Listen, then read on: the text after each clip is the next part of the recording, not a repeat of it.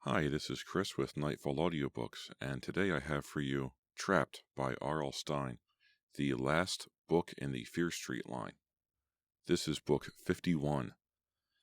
From what I have read, part of this was used for Netflix's Fear Street trilogy, so I'm pretty eager to see what's going on in this novel.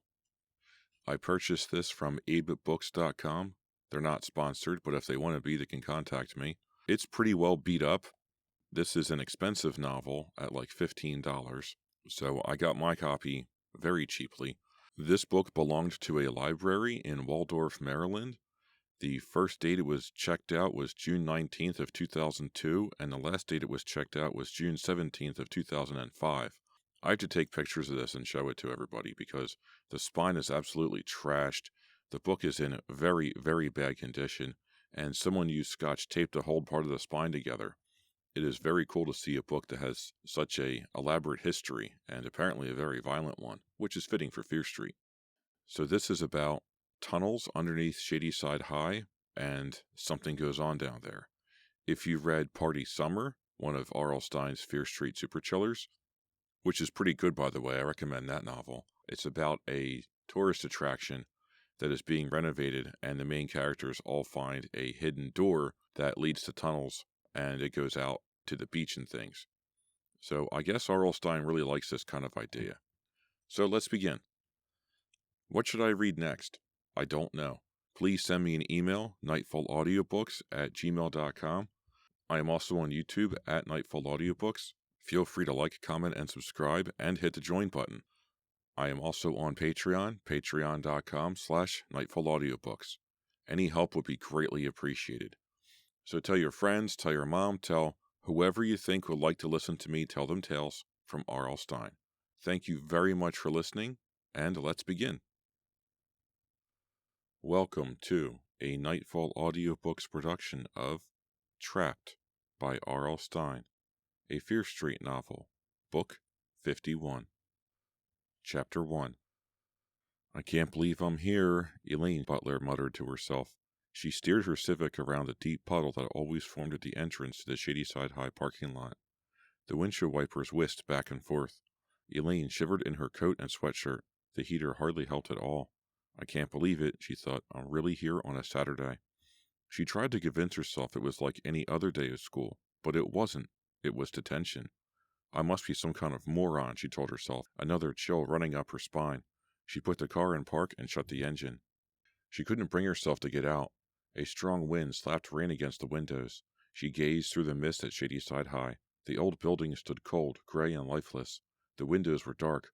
Only 2 other cars were parked in the lot.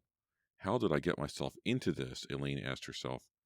She remembered the moment clearly, a moment of total panic when she realized she forgot her trig homework. She had left it on her desk at home, finished down to the last formula, folded neatly, ready to go. But she forgot to put it in her math book. Her teacher, Mr. Forrest, wasn't sympathetic. That's 3 missed assignments, Elaine, he said, stroking his mustache. He scanned his gradebook in front of the whole class. Yes, 1, 2, and 3. He smiled. He's enjoying this, Elaine thought. In this class, Elaine, 3 is a charm. Please collect your books and go to the principal's office. Her classmates were silent the whole time, but Elaine could feel their eyes burning into her back as she left the room. They were probably thankful it wasn't them. Everyone knew that if you missed 3 homeworks in Mr. Forrest's trig class, you got detention. No second chances. I did the homework, Elaine pleaded, but I forgot it. That's a shame, Mr. Forrest replied, his expression unmoved. Elaine knew what she was in for. She had heard the rumors. The new principal, Mr. Savage, was changing things. The old detention was the first to go. No more 2 hours after school. That was too easy. It didn't solve anything. But if students had to sacrifice a whole day for their crimes, Mr. Savage's Saturday detention was born. And I'm the guinea pig, Elaine grumbled out loud, staring out her car window. She sighed. She couldn't sit there forever. She grabbed her backpack and got ready to run. Look at the bright side, she told herself. At least I'm not wasting a nice day. She slammed the car door and ran. It was a short distance, but the droplets still rolled down her neck like tiny ice cubes. The front door to the school burst open before she touched it. Elaine stopped so hard, her feet skidded on the wet marble of the walkway. She caught a glimpse of a pale hand gripping the crash bar from inside. The door opened wider. She gazed up into the face of Mr. Savage. His eyes were large and tired-looking, with dark bags under them. His cheeks were sunken. He always reminded Elaine of a sad hound dog. Mr. Savage opened the door wider. "Come in, Elaine." Elaine didn't hesitate. She shook herself off, trying to stay on the big rubber mat inside the door. She figured Savage would give her a hard time if she got water all over the floor. The hallway was dark. The only light came from the front office down the hall. "You're the last one," Savage announced, but he stared out the open door as if waiting for someone else. He wore a black suit and tie, even on a Saturday. "Who died?" Elaine wanted to ask. Savage let out a long sigh, took one last look at the rain, and let the door slam shut. Finally, his gaze fell on Elaine. "Mr. Savage?" she asked. He cocked an eyebrow. "Yes." I'm kind of new at this," she replied. "What do I do?" He smiled coldly. "You've never had detention before." "No." "You're a good student, Elaine," he stated. "I thought it was strange for you to get detention, so I reviewed your file." "Uh-oh," Elaine thought. "Good grades," he continued, "plus student council, track, and the newspaper. What did you do wrong?" Elaine's cheeks grew hot. "Missed 3 homeworks in Mr. Forrest's class," she murmured. "Oh, right," Savage nodded. "The homework you left at home." "Yeah." Elaine could tell that he didn't believe her. Why would he? Kids lied to him every day, even good students. "I don't suppose you'll be making a habit of this?" he asked dryly. "No." "Good. It would be a shame to ruin such a fine school record with a bunch of detentions." He sighed again. "Even I learned some hard lessons in my day. Truly hard." His voice trailed off. Elaine waited for him to say something else, but he just kept staring over her head. Elaine cleared her throat. The principal glared at her. "The others are in room 111, he said. "Please, go there." He turned and strode toward the front office. Immediately, she pictured herself slipping back out into the rain and heading to the mall. Yeah, spending the day there, calling up her friends, shopping, then telling her parents that detention wasn't all that bad. Not a chance. "This stinks," she muttered. She strode down the gloomy corridor toward room 111. Her footsteps echoed in the empty hall. The sound reminded her that she was here all by herself. No friends, no one to talk to, nothing but rain and homework for a whole Saturday. "I'll never miss another trig assignment as long as I live," she vowed. She pulled her jacket tighter around herself and tried to fight off the chill that refused to leave her body. It was going to be a long day. She had no idea how long, or how dangerous. Chapter 2. Light poured out from room 111. Voices rose in laughter. Elaine shifted the weight of her backpack and strode in. The laughter stopped when she entered. One guy, heavy-set and wearing a flannel shirt, scribbled on the blackboard. His hair hung down over his face, and his razor stubble was as thick as sandpaper. Another guy sat at a desk near the front. His name was Jerry Fox. Elaine knew him from her classes. He was short and slight, wearing a tan sweater and khakis. His sandy-colored hair was curly and cut close to his head. His biology textbook stood open in front of him. 2 others sat in the back of the classroom. The girl was brown-haired and pretty, but the intensely dark rings of makeup around her eyes gave her face a harsh quality. She wore a rock concert t-shirt and tight jeans. She popped a bubblegum bubble and stared. Elaine tried not to make eye contact. Elaine knew the last guy only by reputation. Bo Kendall, a real creep. He wore a torn army jacket, torn t-shirt, and torn jeans. His jet black hair was spiked short. His eyes locked on Elaine's as soon as she appeared. "Wow," she grumbled to herself. "Not my usual crowd." She knew the stories about Bo. Everyone knew the stories. Fights, smoking in class, setting off firecrackers in the boys' bathrooms, and even worse. Supposedly, Bo stole a car, but no one knew for sure. Hi," Elaine mumbled. "Is this detention?" "No, it's dissecting class," Bo replied sarcastically. "The dead rats will be here in a minute." "I can't wait," Elaine replied, trying to sound cool. The guy at the blackboard giggled. "Dead rats make great pets," he replied. "You don't have to walk them." "Gross."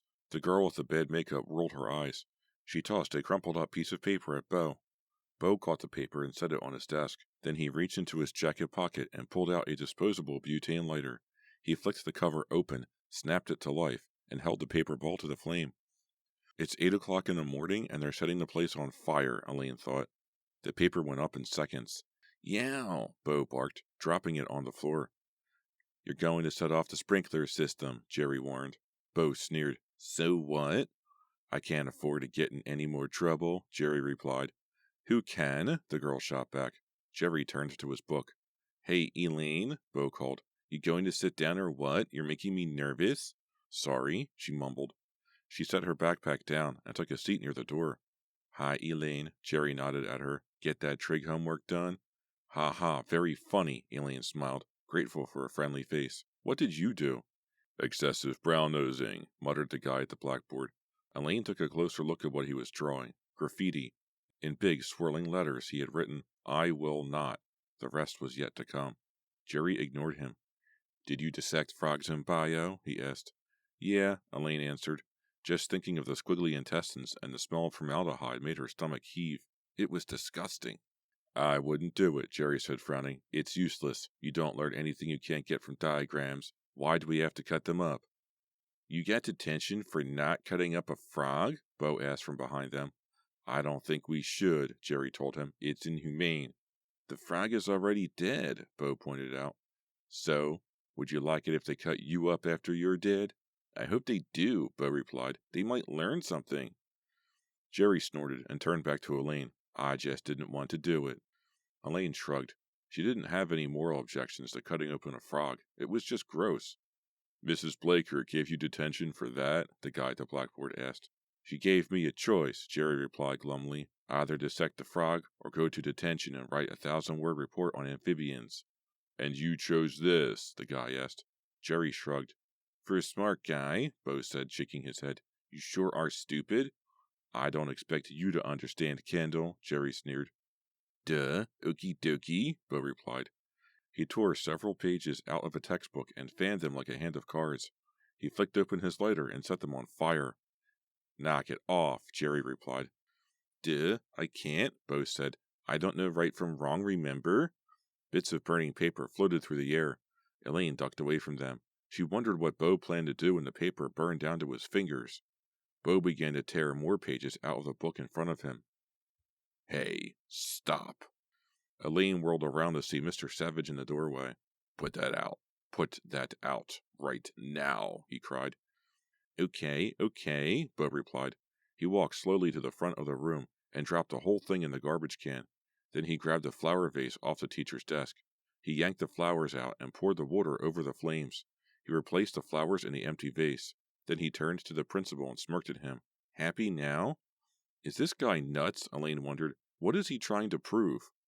I hope you don't have any plans next Saturday, Bo, Savage said. His voice shook with rage. Because you'll be here for another detention. Nuts?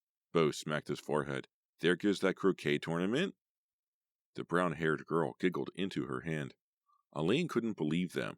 She and her friends didn't like Savage either, but she would never purposefully be disrespectful to him. It was like asking for more trouble.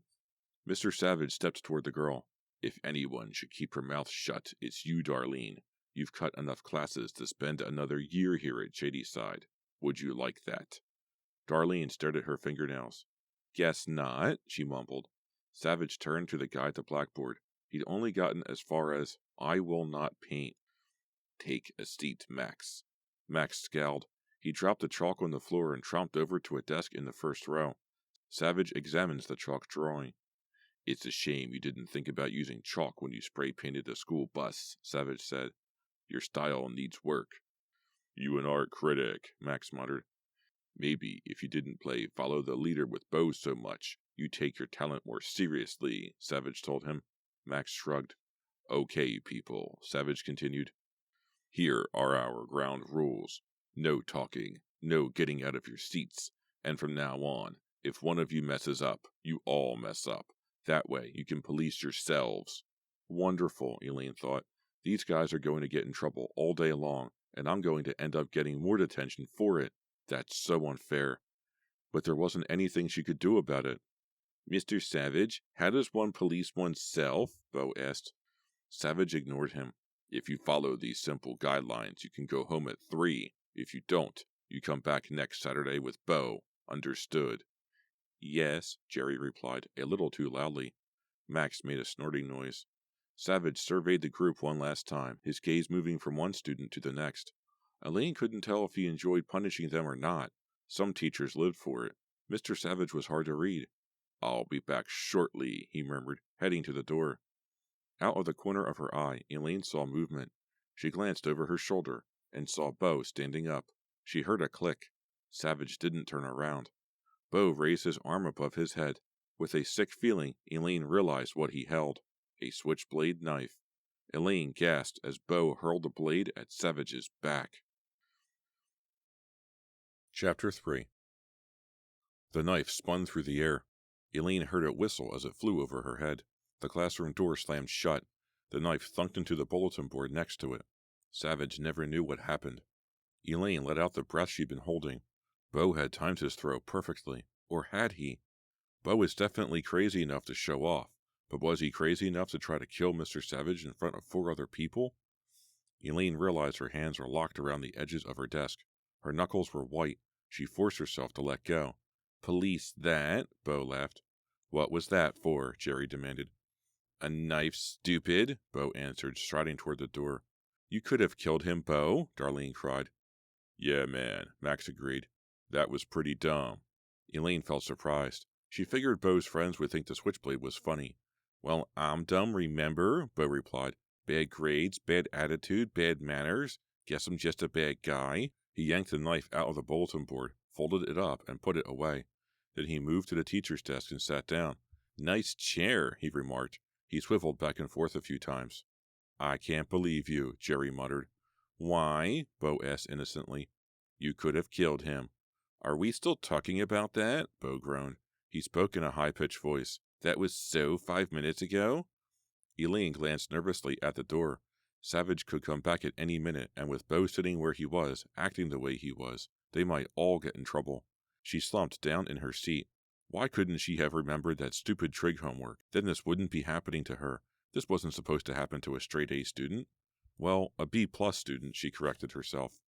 But so what? I still don't belong here. Not with these creeps. "What are you in for?" Bo asked. Elaine's head snapped up. Bo stared hard at her. "Blowing off homework," she replied. Her casual tone shocked her. Was she actually trying to sound like being here was no big deal? "Blowing off homework?" Bo repeated. "Hey, Max, when was the last time we did our homework?" "Multiplication tables in 3rd grade?" "Yep." Bo turned his attention back to Elaine. "You think you're tough?" he asked. "I don't think so," Elaine replied. "Oh, come on," he continued.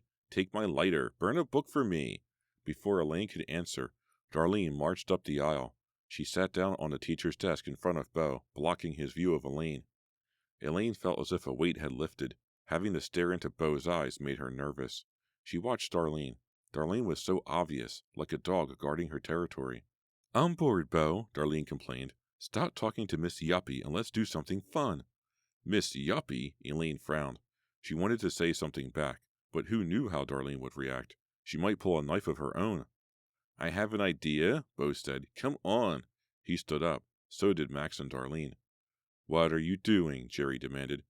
"Getting out of here," Bo replied. "I knew it," Elaine thought. "Here comes another detention for sure." "Where are we going?" Darlene asked. "I don't know," Bo said, "but I'm not rotting here all day. Let's go see if we can snag some snacks in the cafeteria." "Cool," Max agreed. "Are you nuts?" Jerry snapped. "Savage said he's going to be right back." "So?" "I'm not getting more detentions just because you can't sit still," Jerry said. "So don't come," Darlene replied. "I won't." Bo leaned over Elaine's desk. She got a good look at his rugged face and deep brown eyes. He really is kind of good-looking, she thought, if you like that type. "What about you?" he asked her. "What about me?" He smirked at her. "Are you coming with us?" Elaine felt her cheeks heat up. She tried to meet his gaze. Why was it so hard to make eye contact with him? "Let's go," Darlene growled. Bo ignored her. He continued to stare at Elaine. "Think about it. Either way, you'll probably end up with more detention. Savage used to say, if one person messes up, everyone gets in trouble, even back when he was teaching driver's ed. Basically, you've broken the rules already. You might as well come along and get some food out of it." Elaine knew she should stay put, but she couldn't help it. Deep down, she was glad Bo wanted to include her. It wasn't like they were doing anything really bad. and besides, she didn't want Darlene to make any more Miss Yuppie comments. Okay, Elaine replied, getting to her feet. Let's go. Bo grinned. That was easy, wasn't it? Great, Darlene muttered. She rolled her eyes. Elaine, are you crazy? Jerry yelped. You'll get busted. So will you, Jerry, she replied, even if you just sit here. Come on. No way. Leave him, Elaine, Max growled. He wasn't invited anyway. Okay, Bo blared. Let's get out of here. He slowly opened the classroom door. The hinges squealed. Bo slipped through the door and peered up and down the hallway. All clear? I'm not covering for you, Jerry called after them. Shut up, Max muttered. Seriously, Jerry continued. I won't do it. Bo stepped out into the hallway. Darlene grabbed onto the back of his army jacket, and Max followed. Elaine crept along after him. The corridor was deserted. No sign of Savage. Rain washed against the plate glass window at the far end of the hall, sending shadowy waves of light across the floor. Elaine's heart pounded with excitement. This is dumb, she told herself. It better be worth it. A heavy hand landed on her shoulder. Elaine gasped. She spun around to see Jerry. What are you doing? She demanded. You scared me half to death. Sorry, he replied. Nice of you to join us, Fox, Bo muttered. Now be quiet. Fine, Jerry whispered. They started toward the cafeteria, walking silently. Bo halted every few steps. Elaine figured he was listening for Savage's shoes clicking on the floor. She expected to hear footsteps any minute, but they heard nothing. Elaine felt strange sneaking through the school like this. It was the same place she went every day, the same boring place. But now that the lights were out and the halls were empty, it felt very different. She kept her eyes on Bo as they walked. He looked totally comfortable sneaking around this way, as if he did it all the time. It must be kind of fun to be like Bo, she thought. He doesn't care about getting in trouble. Elaine had a lot of worries. Grades, activities, getting into a good college. Excelling, her father called it. Bo and his friends didn't have to excel, she thought. She felt a twinge of jealousy. She couldn't imagine not worrying about her parents, friends, and future. But even this little act of rebellion was something. It made up for spending a Saturday in detention, and she liked it, so far. The cafeteria was as gloomy as the rest of the school. The long table sat empty, wiped clean of greasy crumbs and spilled milk. The only illumination came from the soda machine in the far corner and a beam of dreary gray light from a single window. The cans are going to sound like gunshots coming out of there, Max commented. I'm not going to buy my snacks, Bo scoffed. Let's hit the kitchen. He pushed through the swinging doors that led behind the lunch counter to the kitchen. He immediately snapped up a tray. Time to go shopping, he exclaimed. He charged into the maze of refrigerators, chopping blocks, and industrial-sized mixers. Elaine wasn't really hungry. She'd had toaster pastries for breakfast, but a chocolate milk didn't sound bad. I need potato chips, Darlene called. Are there any ice cream sandwiches? Max asked. He yanked open a big steel door. Elaine peered over his shoulder into the fridge. All she saw were massive tubs of mayo and mustard. Yuck, Max grumbled. He slammed the door shut. Where's the freezer? All right, Darlene cried in triumph. Elaine spotted her in a corner with a bag of corn chips. Where is the regular refrigerator? Elaine wondered. She glanced around and saw Jerry in front of another big steel door. He held several cans of iced tea in his arms. Elaine grinned at him. Don't look at me that way, he complained. Everyone else is doing it.